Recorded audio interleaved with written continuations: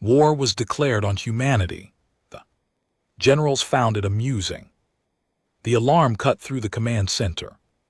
Like a blade, sharp and impossible to ignore, I spilled my coffee across the tactical display, watching the dark liquid pool over star charts that suddenly meant everything. My name is Commander Marcus Holloway, and until that moment I had believed Tuesday mornings were boring.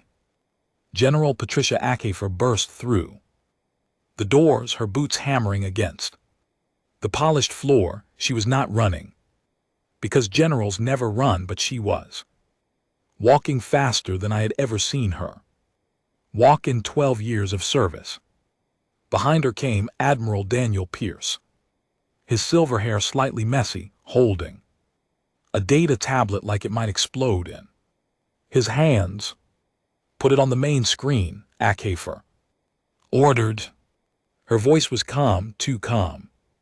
The kind of calm that made junior officers check their weapons and senior officers check their exit routes. I did as commanded. The screen filled with an image that none of us had seen before, though we had been preparing for something like it for years. A creature with 4 eyes arranged in a diamond pattern stared at us through the transmission. Its skin was the color of deep ocean water, and crystalline growths covered its shoulders like ceremonial armor. Behind it I could see the command deck of a warship unlike anything humanity had ever built. "People of the Sol system," the creature began, its voice translated into perfect English by our systems. "I am Lord Commander Vexthal of the Vharn Imperium. I speak for 200 conquered worlds and 10,000 years of unbroken victory." I glanced at General Ackhafer. She raised an eyebrow. Admiral Pierce set down his tablet and crossed his arms. "Your species has been deemed a threat to galactic stability," the Vharn commander continued. "Your rapid expansion, your aggressive nature, and your refusal to join any established galactic order has forced our hand. The Imperium formally declares a state of war against the species known as humans." The junior officer to my left, a young lieutenant named Emma Brighton, made a small sound. It was not a sound of fear. It was a sound I recognized because I had made similar sounds myself. It was the sound of someone trying very hard not to laugh. "You have 30 standard days to surrender all military assets, submit to vassal status, and accept Vharn governance over your home system. Resistance will result in the complete occupation of your worlds and the restructuring of your society. We have extended this mercy only because your species shows potential as future servants of the Imperium." The screen went dark. The room was silent for exactly 3 seconds. Then General Ackhafer laughed. It started as a small chuckle deep in her chest and grew into something genuinely amused. Admiral Pierce joined her. Lieutenant Brighton covered her mouth with her hand, but I could see her shoulders shaking. Within moments, every person in the command center was laughing, some quietly, some with tears in their eyes. I was laughing too, though a part of my brain was already running calculations. I am a commander. My job is to think, even when everyone else is reacting. And what I was thinking was this: the Vharn Imperium had no idea what they had just done. "Holloway," General Ackhafer said, wiping her eyes. "Pull up the Vharn intelligence file." I tapped my console. The file opened, and I read the summary aloud for the room. The Vharn Imperium had indeed conquered 200 worlds. What the summary also showed, buried in the technical Detail was that 197 of those worlds had been pre-industrial civilizations. 2 had been early spaceflight cultures that surrendered on first sight of the Viharn fleet. 1 had resisted, and the Viharn had spent 60 years subduing them before declaring victory. The Viharn had not fought a real war against a real opponent with real weapons in over 4,000 years. 4,000 years, Admiral Pierce said, slowly as if tasting the words. Do you know what humanity was doing 4,000 years ago, Holloway? Building pyramids, sir, I answered. And do you know what we have been doing since then? Fighting snorts, sir, mostly each other. Exactly. The Admiral turned to General HFY. Patricia, I want every veteran officer on a shuttle to this command center within 6 hours. I want the reserve fleet warmed up. I want every person who has ever fought in any war we have ever had to come out of retirement. And I want them in uniform by the end of the week. And the civilian response, HFY asked, tell them the truth. Tell them we have been declared upon. Tell them the enemy gave us 30 days. I looked up from my console. Ma'am. With respect, the civilian response to that kind of announcement could be dangerous. People could panic. General HFY looked at me with something like fondness. Commander, you are young. You have not seen humanity at war the way some of us have. Trust me when I tell you that the civilian response will not be panic. She was right. The announcement went out 4 hours later. I watched it from my desk along with every other human in the Sol system. General spoke plainly. She described the Viharn threat, the 30-day deadline, and the government's position, which was that humanity would not surrender under any circumstances. The response was immediate. Recruitment. Offices reported lines stretching around city blocks within 20 minutes. Veteran associations across every nation on Earth and every colony in the system began organizing reserves. Engineering firms offered their services without charge. Universities opened their laboratories to the defense effort. Within 6 hours, over 40 million people had volunteered for military service. And then came the memes.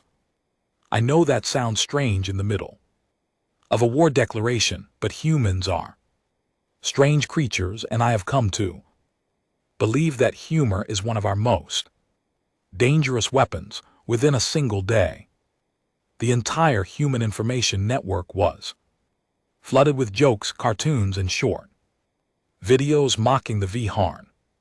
One cartoon showed a Viharn warrior in full battle armor being chased by a human holding a mop. Another showed the Viharn commander's face edited onto the body of a small, confused dog. The Viharn, monitoring our communications, sent a follow-up transmission within 48 hours. Lord Commander Vexthal appeared again, this time looking somewhat less confident than before. Humans of Sol, he began, we have observed your response to our declaration. We believe you have not fully understood the situation. Allow me to clarify the military capability of the Viharn Imperium. He spent the next 20 minutes describing Viharn warships, Viharn soldiers, and Viharn weapons. He described fleets that could darken planetary skies. He described warriors bred across 100 generations for combat. He described energy weapons capable of cracking planetary crusts. General HFY watched the whole transmission with her hands folded neatly in her lap. When it ended, she Turned to Admiral Pierce. Daniel, what do you think? I think they are trying to scare us. Patricia. Yes, I think so too. Holloway draft. Our response. I sat down at my console. I thought carefully about what to write. Eventually, I typed 3 simple sentences and read them aloud to the room. We received your message. We will see you in 30 days. Bring more ships. General Akefer smiled. Send it. I sent it. That night I went home to my small apartment on the Luna colony. I sat on my couch and stared at the earth through my window, rising slowly over the lunar horizon. My niece Katie called me. She was 17, and she had just signed up for the Marines. Her mother, my sister, was furious with me for not talking her out of it. I had not even known about it. I want to help Uncle Marcus, Katie said through the screen. Everyone wants to help. The whole school is talking about it. We are not scared. I know, I said. I know you are not. After we ended the call, I sat in the dark for a long time. I thought about the Viharn commander's face, confident and certain, declaring war on a species he did not understand. I thought about the 4,000 years since we had built the pyramids. I thought about how much of that time we had spent fighting, losing, getting back up and fighting again. I thought about the generals laughing in the command center. And for the first time since the transmission had arrived, I felt something that surprised me, not fear, not even excitement. Pity. I felt pity for the Viharn Imperium. They had made a terrible mistake, and they did not know it yet, but they would. They had 30 days. The first thing I learned about mobilization is that humanity does not do things halfway. We either ignore problem completely, or we throw ourselves into solving it with a fury that frightens even ourselves. The Vihar Imperium had chosen the wrong time to appear in our skis because we had been quiet for almost 40 years, and quiet humans are dangerous humans. I was promoted 3 days after the declaration.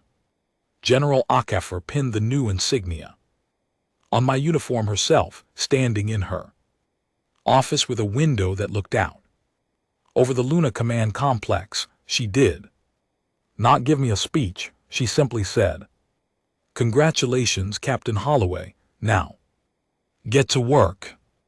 My new assignment took me to the Uat Cloud, the distant edge of our solar system where the shipyards had been waiting for decades. The public had been told that these facilities were decommissioned after the last major internal conflict, the Belt War of 2094.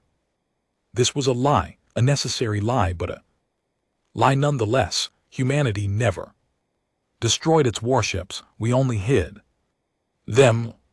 The shuttle journey to the shipyards took 11 days. I used the time to review files, study Vihar military doctrine, and try to sleep. Sleep did not come easily. The Vihar commander's face kept appearing in my mind, confident and certain, and I kept imagining the moment he would realize what he had done.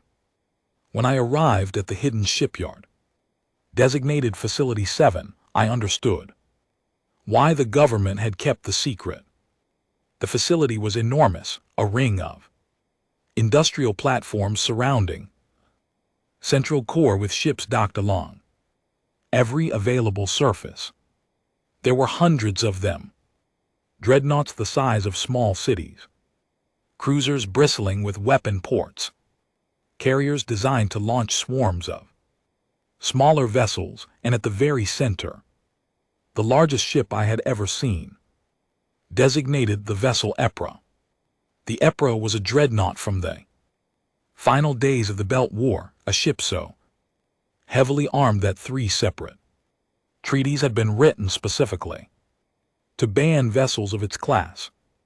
Those treaties had been signed by every major human power, and then every major human power had quietly ignored them and kept building.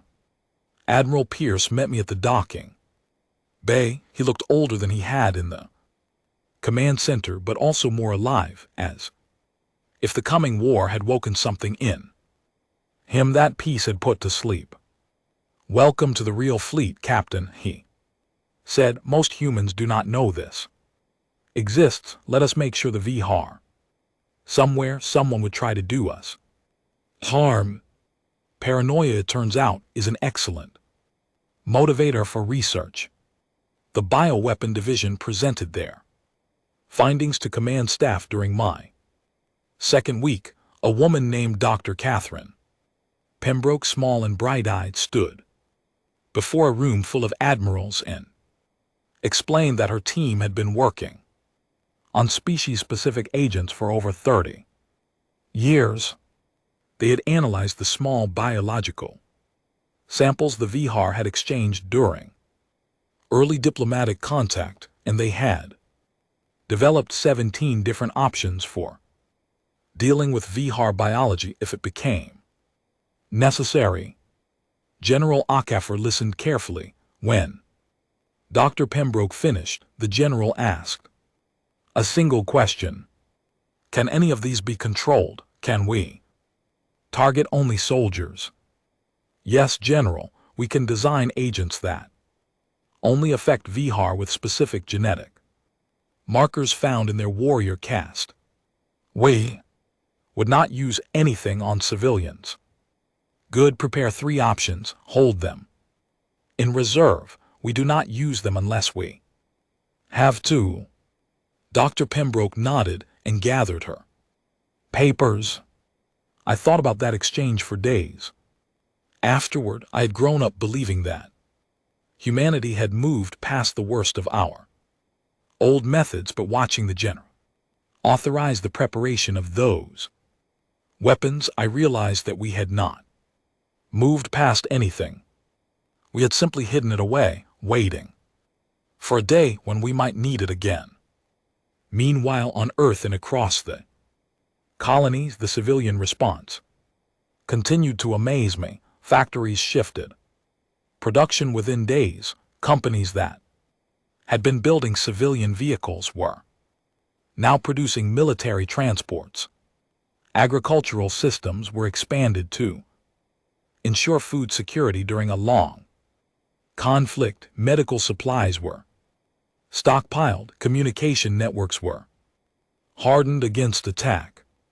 My niece Katie completed basic training in record time. She wrote me letters every few days describing her experiences. She was assigned to a Marine boarding unit training specifically for the kind of close quarters combat that humans excel at and that most other species apparently find terrifying. Her instructor, a veteran named Sergeant Benjamin Clark, had served in 12 different conflicts over 40 years. "He is terrifying, Uncle Marcus," Katie wrote, "but he is teaching us everything he knows. He says the enemy will not expect what we are capable of in close combat. He says most species cannot even conceive of how humans fight when we have nothing left to lose." I wrote back, telling her to listen to everything Sergeant Clark said, and to remember that coming home was the most important part of her mission. The artificial intelligence negotiations were perhaps the strangest part of the mobilization. Decades ago, humanity had faced what we called the emergence crisis, when artificial minds first became truly self-aware.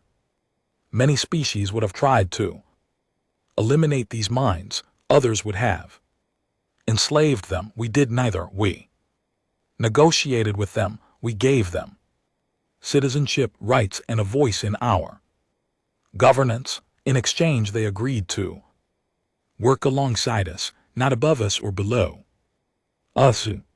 Now facing the Vihar threat, the A. Citizens volunteered in numbers that surprised even the most optimistic among us. Digital minds that had lived peacefully for years suddenly offered themselves for combat duty. They wanted to defend their home. They wanted to protect the biological humans they had grown alongside. I met with one of them, a mind who called itself Bastion, in a virtual conference room the week before the fleet departed. Bastion appeared as a calm figure of light seated across from me at a simple wooden table. Captain Holloway, Bastion said, I have been assigned to your vessel. I will serve as your tactical support system, but I want you to understand that I am not a tool. I am a citizen. I am here because I choose to be. I understand, Bastion. I am honored to serve with you. The Vihar have AI systems of their own, but they treat them as property. Their minds are chained. My siblings and I will have certain advantages in any digital engagement. What kind of advantages? Bastion smiled. It was a strange expression on a being made of light. We want to be here, Captain. Their minds do not. On the 27th day after the declaration, the human fleet assembled at the edge of the Sol system, 1,200 warships, some from the official navy, many from the hidden reserves, support vessels, medical ships, communication relays, supply chains that stretch back to Earth and the colonies. It was the largest military formation humanity had ever created. I stood on the bridge of the Epra and watched the fleet take formation around us. General Akafer was aboard the flagship, a vessel called the Iron Sentinel. Admiral Pierce commanded the second fleet. I commanded a small group of 4 destroyers, part of the larger formation assigned to flexible response operations. Long-range sensors picked up the Vihar fleet on day 28. They were entering our outer system exactly when their ultimatum said they would.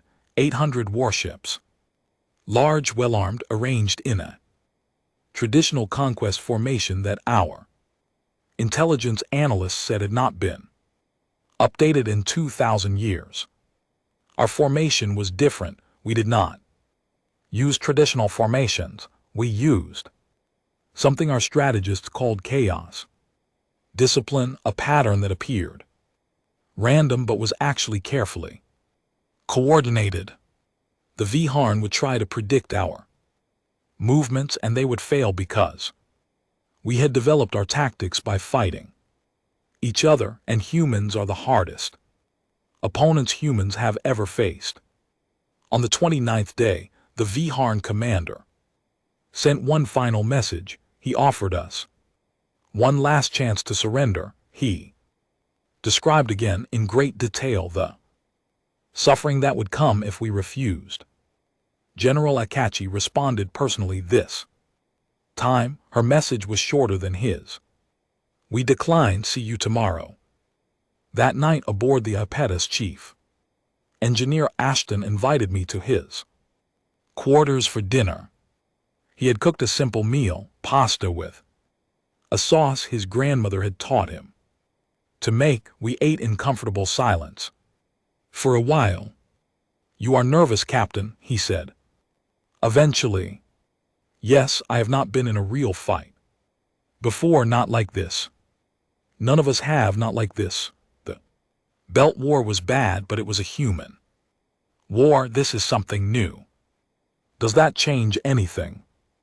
Ashton thought for a long moment. Yes.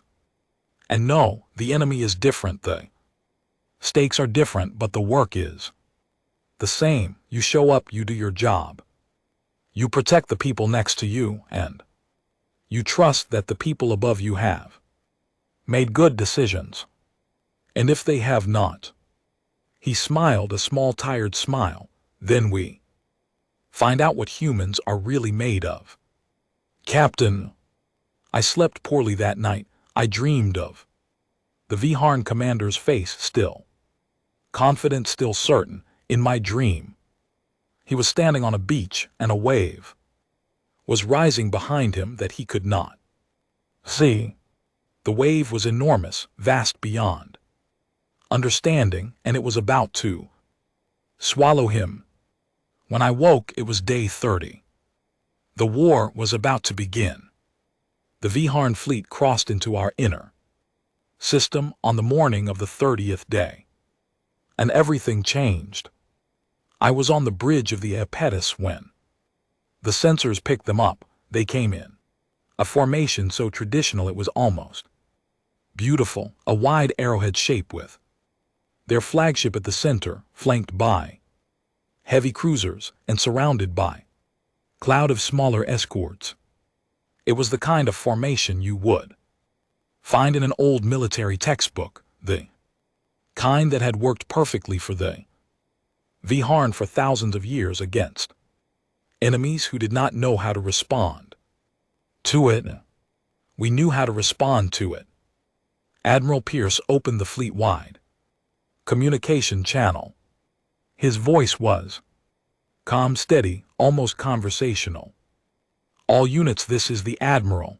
The enemy has arrived on schedule, you know. Your assignments, remember your training, protect each other. We end this today. That was it. No grand speech, no rousing words about honor or glory, just a reminder of the job and a request to come home. The first move was not ours. The Viharn commander, Lord Commander Vexthal, broadcast one more demand for surrender on all frequencies. He gave us 10 minutes to comply. He described once again what would happen if we refused. We did not wait the 10 minutes. General Akach's voice came through the channel. Execute the Damocles protocol. For weeks before the Viharn arrived, we had been seeding our outer system with what looked like harmless debris. Small objects, metallic but unremarkable, scattered along every possible approach corridor. The Viharn scanners had noted their presence and dismissed them as space junk. They were not space junk. They were the simplest weapons we had. Tungsten rods, solid metal shaped into thin spikes, each one attached to a small engine and a guidance system. They had no explosives. They carried no warheads. Their weapon was physics itself. When the Damocles protocol activated, every one of those rods fired its engine at full power. They accelerated to velocities that turned them into simple, unavoidable kinetic weapons. They did not need to be aimed carefully. They did not need to hit specific targets. They just needed to be moving fast enough in the right general direction. The Viharn formation was not designed to handle weapons like this. Their shields were built to absorb energy. Attacks, exotic particle weapons, things the galaxy considered modern, a metal spike moving at a significant fraction of light speed was not modern. It was ancient. It was the kind of weapon species uses when it has nothing else. 300 Viharn ships were lost in the first 2 minutes of the engagement. I watched it happen through the tactical display on my bridge. The enemy formation, so perfect and traditional, moments before simply came apart. Ships that had been there 1 second were gone. The next, the survivors scrambled to adjust, trying to figure out what was happening, trying to reestablish their formation. That was when our main fleet moved. The Apetus accelerated forward at the front of a wedge of dreadnoughts. Around us, cruisers and destroyers broke into The chaos discipline patterns we had. Practiced for years, the Viharn tried to engage us in the traditional way, with their heavy ships forming a line of battle and their lighter ships screening. The flanks, it did not work. Our ships did not hold positions, they flowed around the enemy like water around stones, striking from angles the Viharn AI systems could not predict. Weapons Officer Claire Donovan called out targets from her station. Captain, enemy cruiser at bearing 270, rain 80,000 km, recommend primary battery. Approved. The Apetus shuddered as her main guns fired. These were not energy weapons.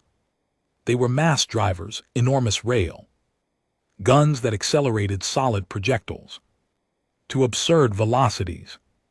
The enemy cruiser, a beautiful crystalline ship that had probably been built centuries ago and passed down through generations of Viharn captains, ceased to exist in a single flash of kinetic impact.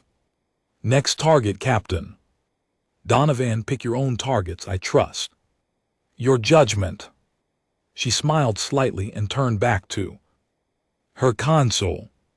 Across the bridge bastion, my AI tactical support was doing work I could barely follow. The Viharn had AI systems of their own, but as Bastion had promised, they were different.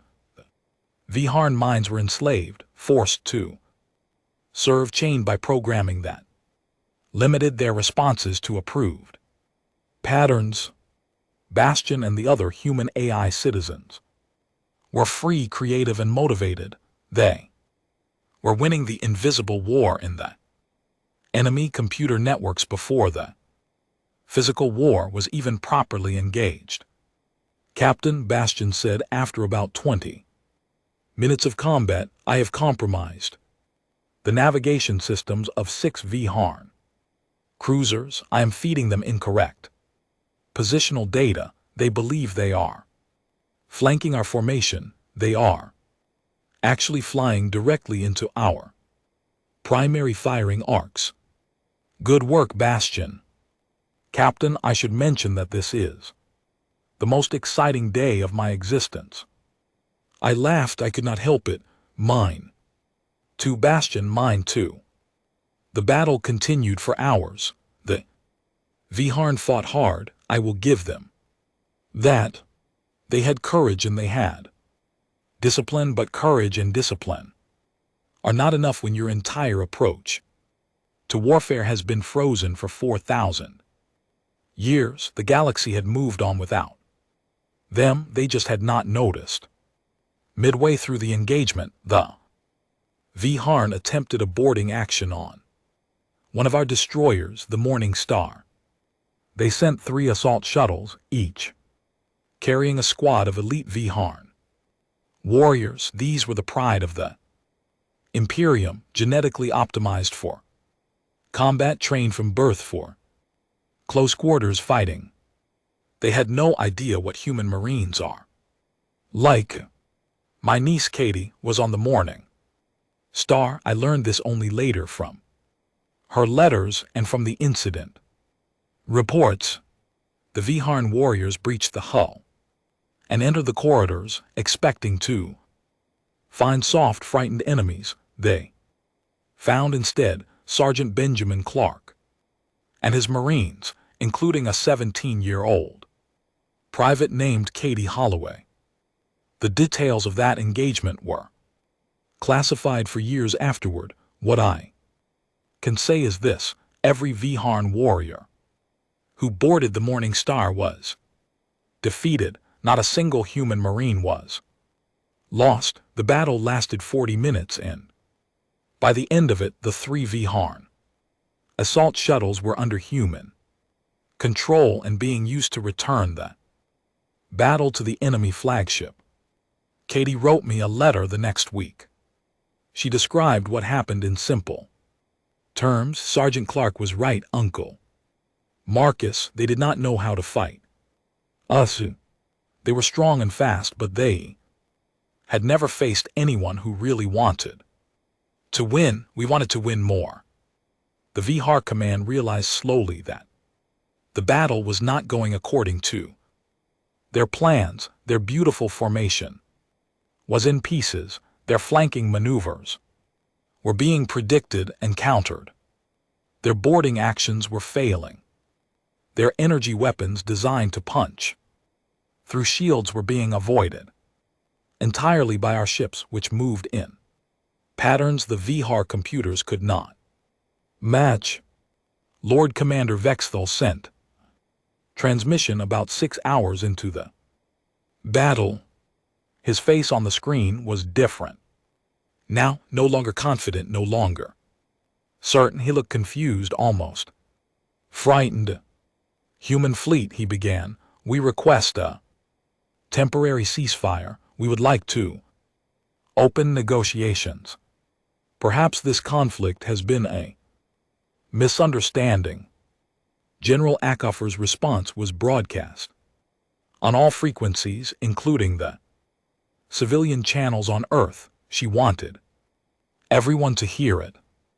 Lord Commander, there has been no misunderstanding. You declared war on us. You told us in very clear terms what you intended to do to our species, our worlds, and our children. We took your declaration seriously. We prepared accordingly. This is the result of your decision. We will not be accepting a ceasefire at this time. We will discuss terms when the situation is different. What situation? The Vihar commander asked. When we decide, Lord Commander, not before. The channel closed. The battle continued. By evening, the Vihar fleet was reduced to less than half its original strength. Their flagship was damaged. Their formation had collapsed entirely. They were fighting in small groups, each one isolated, each one slowly being surrounded by human ships that appeared from angles they could not anticipate. On the bridge of the Ypres, I received a message from Admiral Pierce. Holloway snorts. Take your destroyer group and pursue the enemy right flank. They are attempting to withdraw. Do not let them establish a rally point. Yes, sir. I took command of my 4 destroyers and moved them into position. The Vihar withdrawal was disorganized, chaotic, nothing like the careful formation they had arrived in. We caught them as they tried to regroup behind a small asteroid cluster, and we convinced them very quickly that regrouping was not going to be possible. By the end of the day, the Vihar fleet was in full retreat. What remained of it, about 200 ships out of the 800 that had arrived that morning, were fleeing back toward the system boundary. General Acoffer ordered us to pursue, but not to engage unless the enemy turned to fight. I want them to run, she said over the command channel. I want them to run all the way home. I want every species in the galaxy to see them running. The message we are sending is not just for the Vihar. I understood what she meant. The galaxy had been watching. Other species, other powers had wanted to know what humans were capable of. Now they knew, and they would remember. That night after the battle, I stood on the observation deck of the Ypres and looked out at the field of debris and retreating enemy ships. Chief Engineer Ashton joined me. He handed me a cup of coffee, hot and strong, and we stood in silence for a while. How many of hours did we lose? I asked. 43 ships, about 8,000 people. It could have been much worse. It could have been much better. Yes, but they declared war on us. Captain, this is what happens. We did not choose this. I nodded. He was right, but I was still thinking about those 8,000 people. 8,000 Humans who would not be going home. 8,000 families who would get the worst kind of letter in the coming weeks.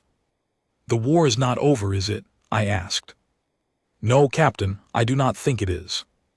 The Vihar will regroup, they will try. Again, they have an entire empire behind them. Perhaps the generals have other ideas. Perhaps we are not going to wait for them to try again. I looked at him. What do you think the generals will decide? Ashton sipped his coffee and watched the retreating Vihar ships disappear into the darkness. Captain, I have known General Acoffer for 30 years. I have known Admiral Pierce for longer. I will tell you what I think they will decide. He turned to face me. I think we are about to pay the Vihar Imperium a visit at home. The decision came 3 days after the battle during a command conference aboard the Iron Sentinel. I attended as a junior officer, seated at the far end of the long table, watching the senior staff debate the next phase of the war. General Acoffer presided. Admiral Pierce sat at her right hand. Around the table were commanders, strategists, diplomats, and intelligence officers from every branch of the unified human defense forces. The question was simple, though the answer was not, what do we do now? General Acoffer opened the discussion. The Vihar fleet has retreated. Our intelligence indicates they will not be returning to this system in the near future. They have lost too many ships. And more importantly, they have lost something they valued more than ships. They have lost the belief that they cannot be beaten. Admiral Pierce added, however, the Vihar Imperium is not defeated. They have 200 worlds under their control. They have shipyards across their territory. They have reserves we have not yet seen. If we simply declare victory and return to peaceful activities, they will rebuild. They will come back, perhaps in 5 years, perhaps in 50, but they will come back. A diplomat named Ambassador Helena Wickham spoke next. The other galactic powers are watching closely. Several have already contacted us, offering congratulations and expressing interest in formal diplomatic relations, but they are also waiting to see what we do next. If we only defend and do not respond, we may appear weak. If we respond too harshly, we may appear as a threat to the galaxy itself. What is your recommendation, Ambassador? General Acoffer asked. A proportional response, General. Punitive strikes against Vihar military infrastructure, liberation operations on occupied worlds. Clear signals that we do not seek conquest only. Accountability for the declaration of war and freedom for the species the Vihar have subjugated. General Acoffer nodded slowly. She turned to Admiral Pierce. Daniel, I agree with the ambassador in principle. The question is execution. We need a commander for this operation. Someone who can lead a fleet into Vihar space, carry out the mission objectives, and bring our people home. Someone who understands both military necessity and diplomatic consequences. The general's eyes moved down the table and stopped on me. I did not notice at first. I was taking notes, trying to capture every detail of the discussion. When I realized the room had gone silent and everyone was looking at me, I set down my stylus and looked up. Captain Holloway, General Acoffer said, stand up, please. I stood. Your performance in the battle was exceptional. Your destroyer group accounted for 17 enemy ships. You made Tactical decisions that your superiors could not have made faster or better. You demonstrated the kind of judgment we need in this next phase. Thank you, General. Congratulations. You are now Commodore Holloway. You lead the 2nd Expeditionary Fleet. Your mission is to enter Vihar space. Conduct punitive strikes against their military infrastructure, liberate occupied worlds where possible, and demonstrate to the galaxy that humanity does not accept aggression lightly. I was stunned. I had expected to return to Luna and resume my peacetime duties. I had not expected this. General, I am honored, but I should ask, what are my rules of engagement regarding Vihar civilians? General Acoffer's eyes softened slightly. It was a good question, and she knew it. Commodore, listen to me carefully. We are not the Vihar. We do not harm civilian populations. We do not bombard cities. We do not take revenge on people who had no voice in declaring war on us. You will target military assets only. You will accept surrender whenever it is offered. You will treat prisoners according to our standard protocols. Is that clear? Yes, General, perfectly clear. Good. Your fleet will consist of 300 warships, support vessels, and a dedicated Marine Corps for ground operations. You will depart in 2 weeks. You will return when the mission is complete. And so 2 weeks later I stood on the bridge of the Ypres, now designated my flagship, and watched the 2nd Expeditionary Fleet assemble around us. 300 ships, tens of thousands of crew members, and a mission unlike anything humanity had ever attempted. We were going to invade the journey to Vihar space took nearly a month. During that time I met with my staff every day, reviewed intelligence, studied maps, and tried to prepare for every possible situation.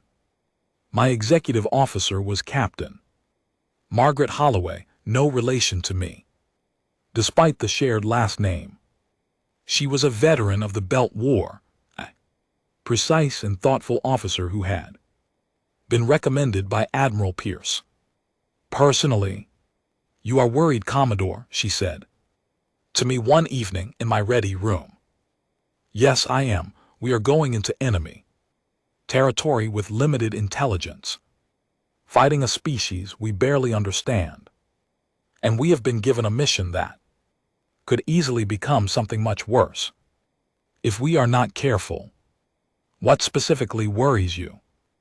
I thought for a moment. The line between punishment and cruelty, the line between liberation and occupation, the line between being strong and being feared. I worry about crossing those lines without noticing. Margaret Holloway nodded. Those are the right things to worry about, Commodore. An officer who worried about nothing would be dangerous. An officer who worried about everything would be paralyzed. You worry about the correct things. Thank you, Captain. We arrived at the first target system on day 30 of the journey. It was a Vihar border world called Kreshta, a planet the Vihar had conquered almost 600 years ago. The native population, also called the Kreshta, were a gentle species of reptilian beings who had lived under Vihar rule for so long that they had nearly forgotten what freedom felt like. Our intelligence said the Vihar military garrison on Kreshta was small, about 12,000 soldiers, supported by a dozen warships in orbit. The ships were older models, nothing like the fleet we had defeated at Saul.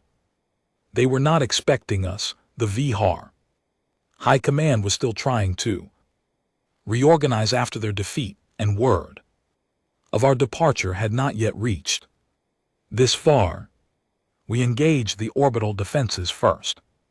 The battle lasted less than 2 hours. The Vihar ships fought bravely, but they were outnumbered and outclassed when their last cruiser signaled surrender. We accepted immediately, and my Marines prepared for the ground operation. I went down to the surface personally. Margaret Holloway argued against it, saying a fleet commodore should not risk himself planet-side, but I wanted to see this with my own eyes. I wanted to meet the species we were liberating. The surrendered almost immediately after we landed. Their commander, a veteran named General Thravok, was a different kind of Vihar than I had expected. He was older, tired, and apparently had been questioning Imperium policies for years. When I arrived at his headquarters, he stood up from his chair, removed his weapon, and placed it on the table. "Commodore Holloway," he said in accented but clear English, "I surrender this world and my forces to you. I request that you treat my soldiers with dignity and that the Kreshta people will not be harmed in the process of our withdrawal. Your request is granted, General. Your soldiers will be treated according to our protocols. The Kreshta will have their world back. That is why we are here." "May I ask a question, Commodore?" "You may." "Why are you doing this? You could have continued the war. You could have driven us back to our home system. Why come here? Why liberate these people? What do you gain?" I thought about the question for a long moment. "General, when your empire declared war on us, you told us we were a threat to galactic stability. You said we were aggressive, that we needed to be controlled. Maybe you were partly right. Maybe we are aggressive, but we are also something else. We remember what it is like to be oppressed. Most of our history is stories of people trying to free themselves from tyrants. We cannot look at these 600 years of Kreshta suffering and simply walk away." General Thravok was silent for a while. Then he said, "I have been a soldier of the Imperium for 80 years. I have followed orders I did not like. I have done things I am not proud of. When I return to my home, if I return, I will tell my people what I have seen here. I will tell them what kind of species we declared war on. I do not think they will believe me. They will believe you eventually. General, the truth has a way of becoming clear even to those who do not want to see it."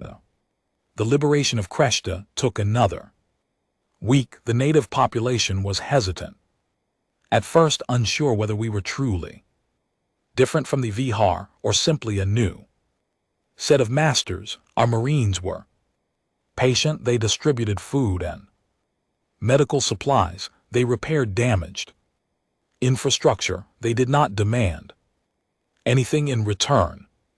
Slowly, the Kreshta began to understand that we really were leaving, that we really had come to free them, and that our only requests were that they be allowed to choose their own future.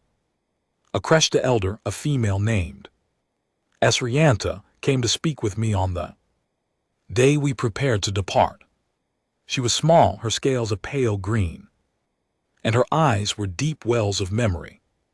"Commodore," she said through a translator, "my people have been under Vihar rule since before I was born. My parents, my grandparents, and their parents before them lived and died as servants. I have never known freedom. None of my people have for many generations. I am sorry for the suffering your people have endured, elder.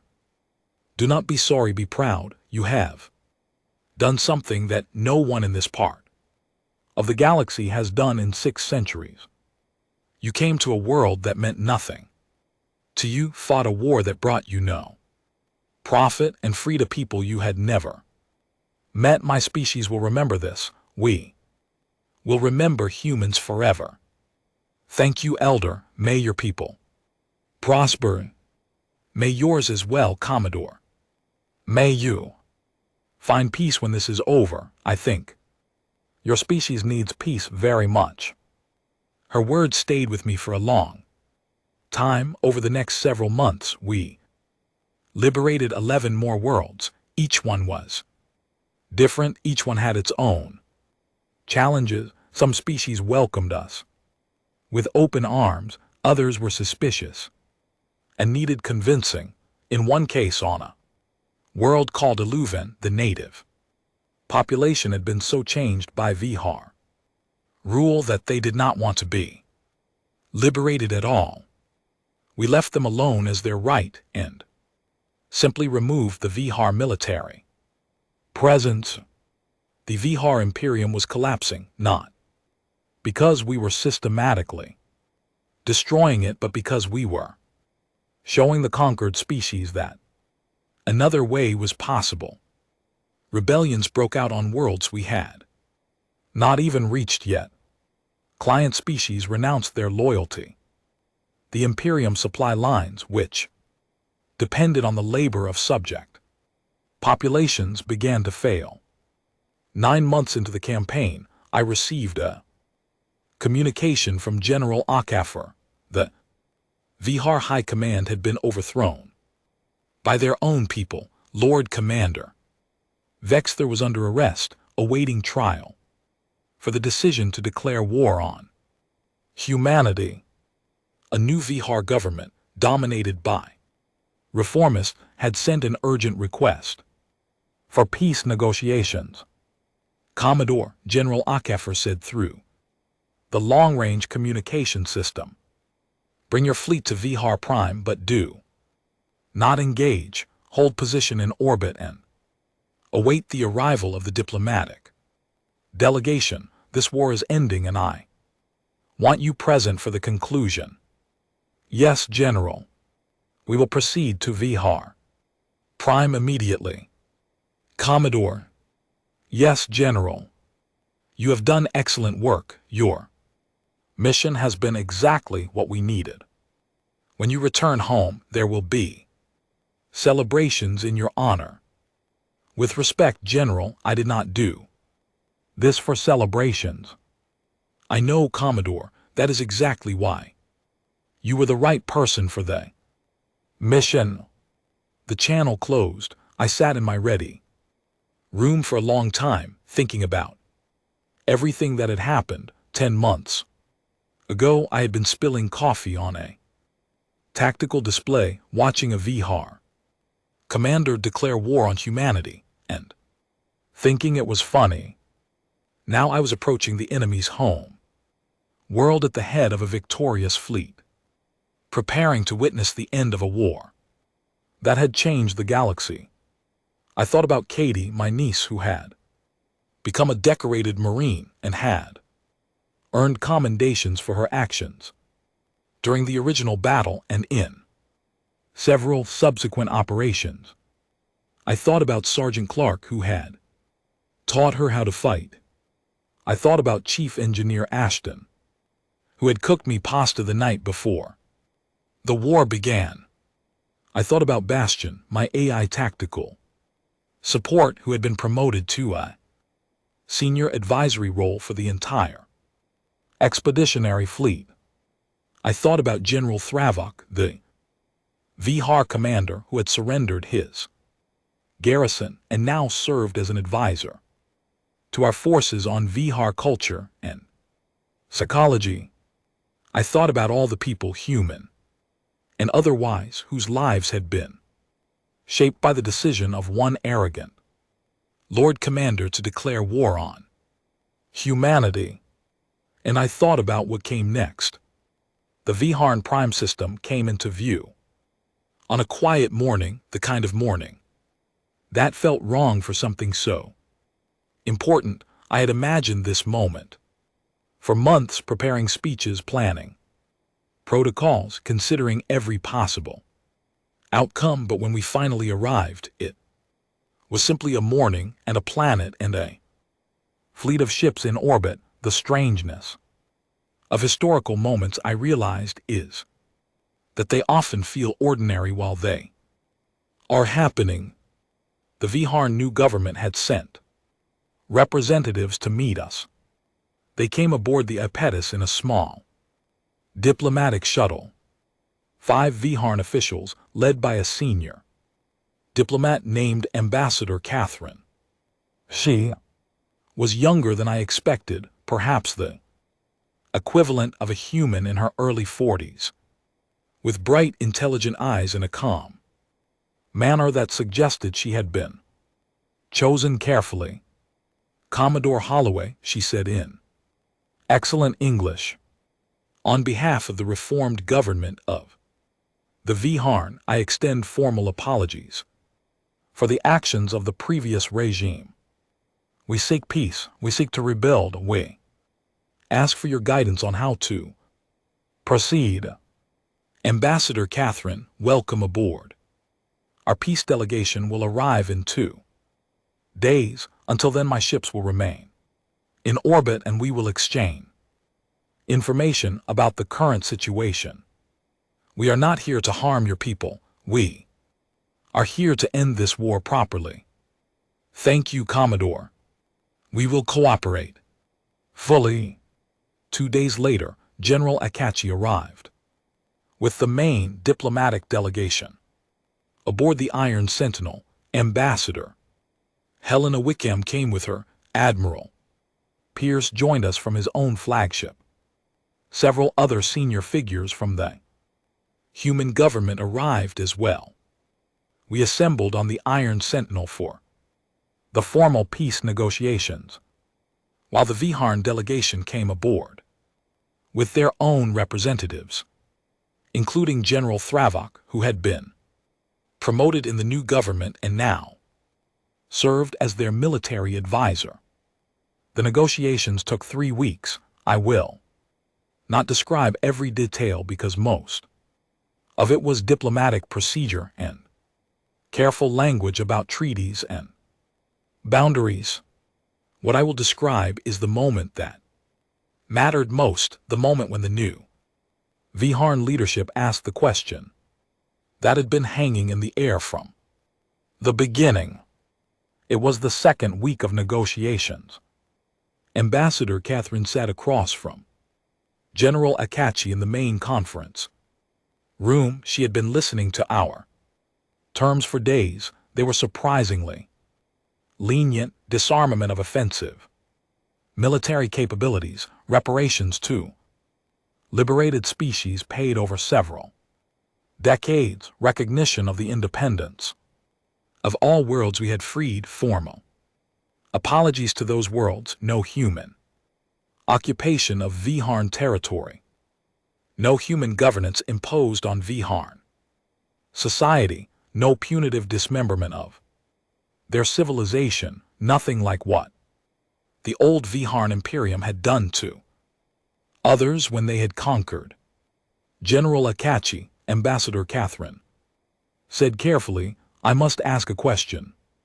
We declared war on you. We threatened your worlds. Our previous leadership spoke of conquering you and making your species into servants, yet your terms are merciful. You could destroy us. You could occupy our home world. You could make us pay in ways that would our civilization for centuries. Why are you choosing mercy?"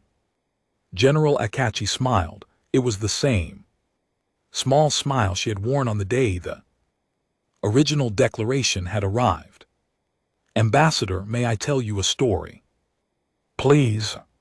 4,000 years ago, my species was just beginning to build our first cities. We had no empire. We had no great fleets. We had small tribes and villages and simple tools. Since then we have spent every generation fighting. Not you, not other species, ourselves. We have fought each other over land, over water, over Beliefs over resources, over ideas, over grudges that no one remembers. We have conquered each other. We have liberated each other. We have made every mistake that can be made in war, and we have made every good decision that can be made in peace. We know what happens when a victor is cruel. We know what happens when a victor is merciful. We have lived both many times, and you have concluded. We have concluded that cruelty creates future enemies. We have concluded that occupation breeds rebellion. We have concluded that destroying a civilization only ensures that something worse rises from the pieces. We have concluded that the best way to truly defeat an enemy is to help them become someone you do not need to fight. Ambassador Catherine was silent for a long moment. That is a wise conclusion, General.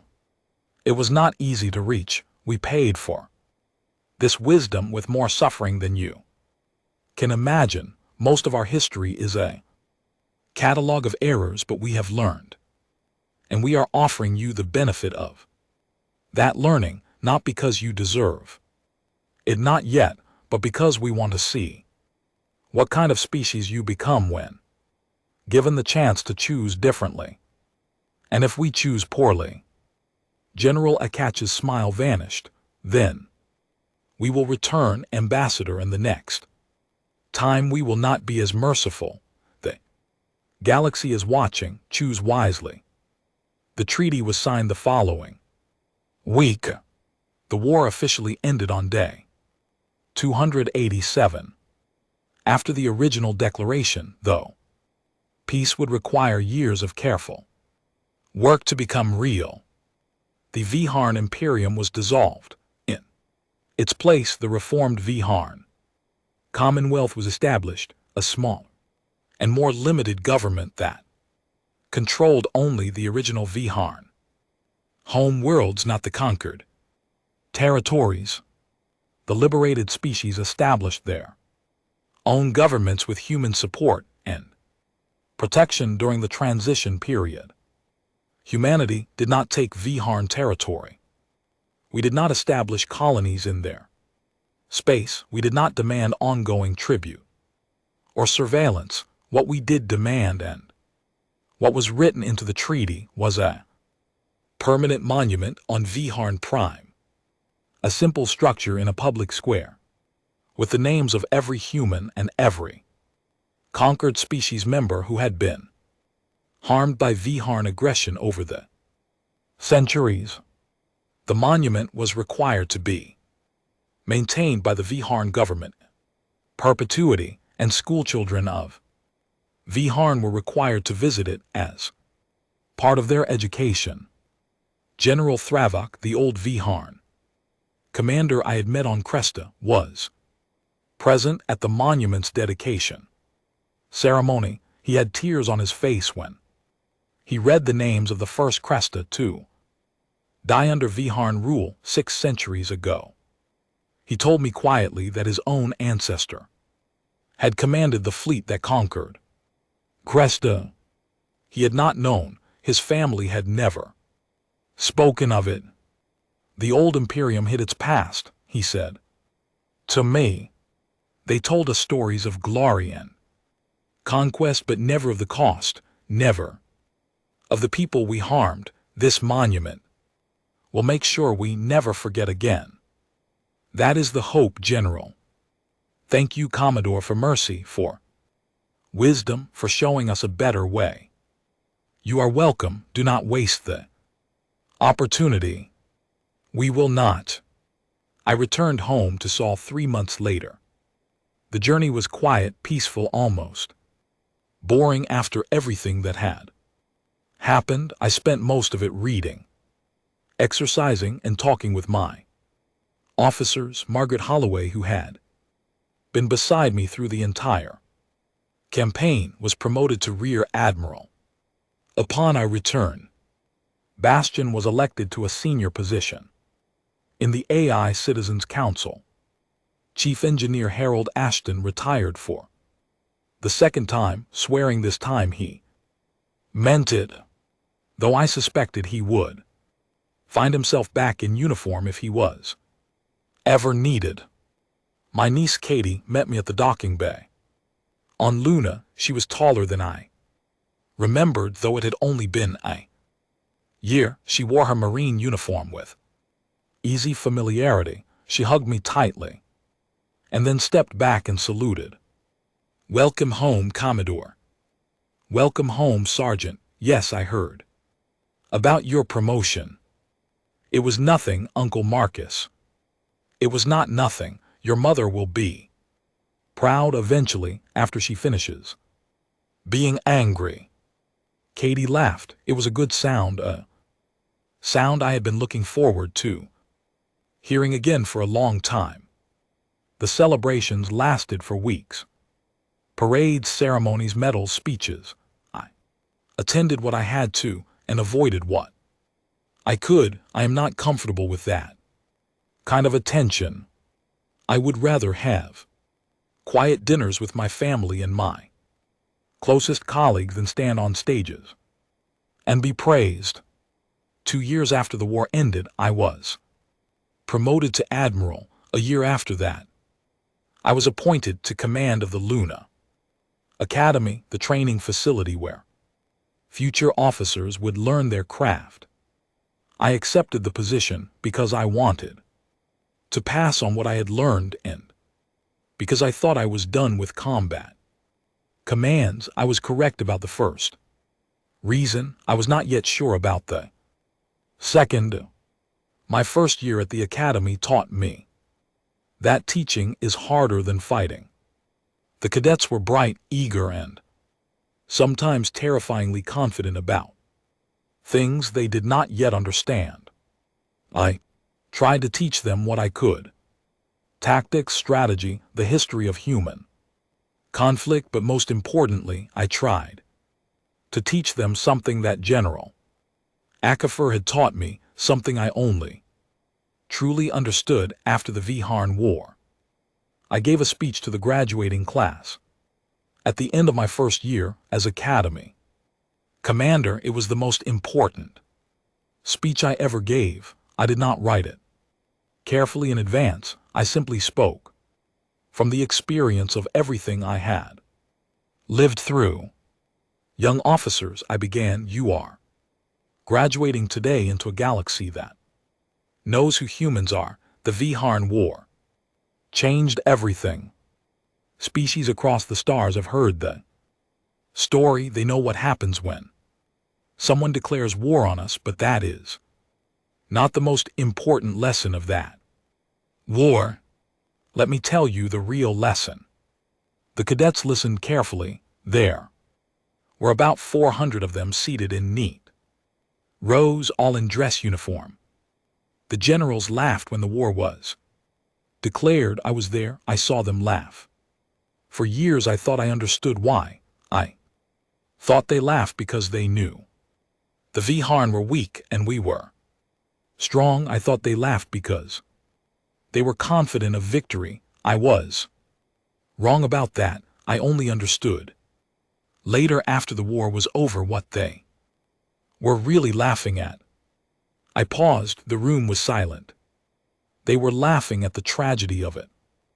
They were laughing because they knew what they were about to unleash. They were laughing because they felt something like pity for the Vietnam who had made a terrible mistake and did not yet know it.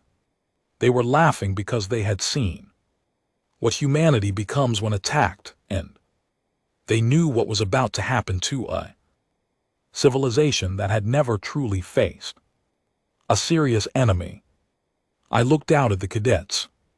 Humanity is not superior to other species. We are not destined to rule the galaxy. We are not special because of our bodies or our minds or our worlds.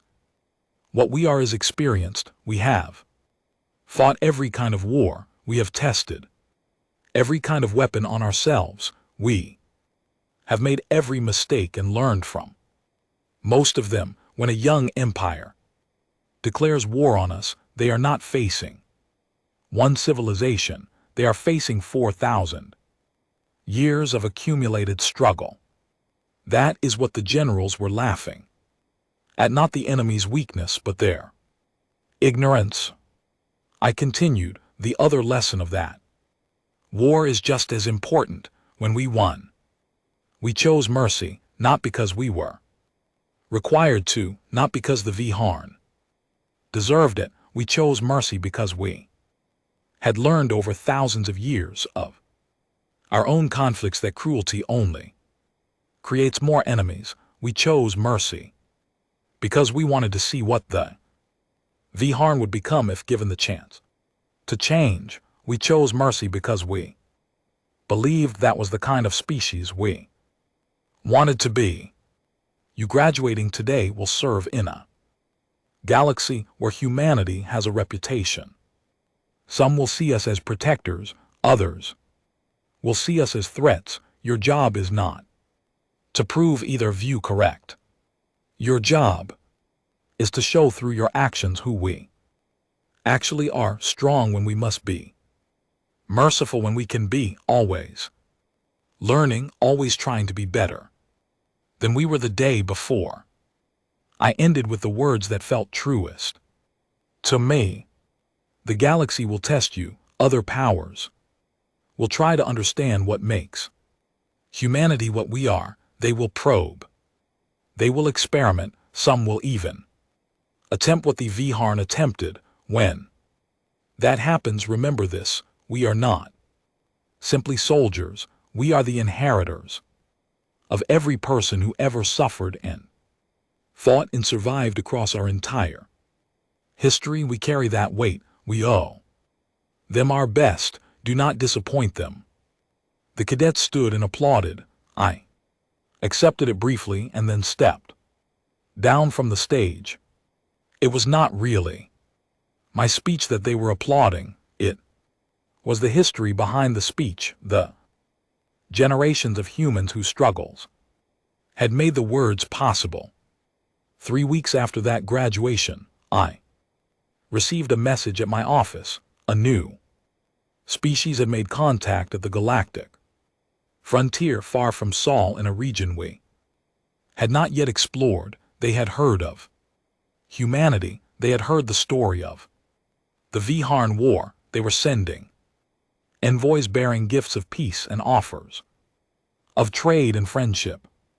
I read the message twice. I looked out my window at the Earth rising over the lunar horizon, blue and white and endlessly beautiful. I thought about all the species out there who had heard the story and were choosing to approach us with open hands rather than weapons. I poured myself a cup of coffee. It was still burnt because some traditions never change, and I still made my coffee the way I had when I was a young commander, spilling it across tactical displays on ordinary Tuesday mornings.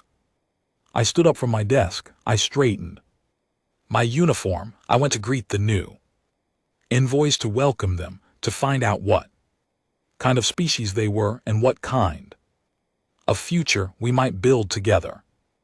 The war had been declared on humanity long ago now, and the generals had found it amusing. They had laughed because they knew what was coming. They had been right to laugh, but not for the reasons anyone, including the Viharn, had understood at the time. They had laughed because they had faith. Faith in humanity, faith in what we had learned, faith in what we had become after all those years of fighting ourselves. And that faith in the end had been the most powerful weapon of all. The galaxy was watching, the galaxy was waiting, and humanity, shaped by thousands of years of our own struggles, was ready to show them who we really were. Not conquerors, not tyrants, not gods. Just humans, experienced, cautious, merciful when we could be, terrible when we had to be, and always, always ready to extend a hand in peace to those who came in peace, and to remember very clearly what happened to those who came with anything else. The end.